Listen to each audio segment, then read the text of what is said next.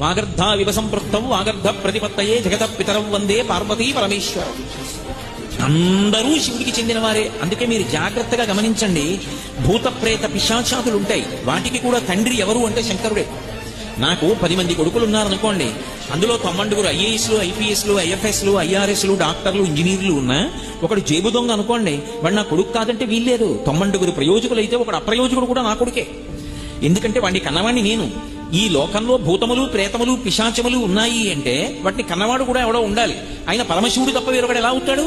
అందుకే ఈ సమస్తమైన భూతగణములకు కూడా తండ్రి ఎవరు అంటే శంకరుడే. అవి కూడా ఎవరి మాట వింటాయి అంటే తండ్రి మాట వింటాయి. కాబట్టి ఆయనతో అనుబంధము లేని వారు ఎవరున్నారు? ఎవరు ఉండరు.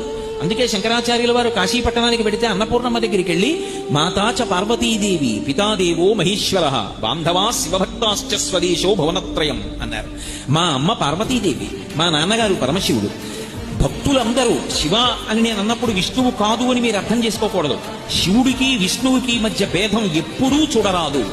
అందుకే సంధ్యావందనం చేసినా సరే మొట్టమొదట అడిగేది ఏమిటి అడుగుతామంటే శివస్య హృదయం విష్ణు విష్ణోశ్చ హృదయం శివ. శివుని యొక్క హృదయం విష్ణువు, విష్ణువు యొక్క హృదయము శివుడు. నా బుద్ధి ఎన్నడూ శివకేశవుల మధ్య భేదములు పాటించకుండుదాకా అని అడుగుతాం.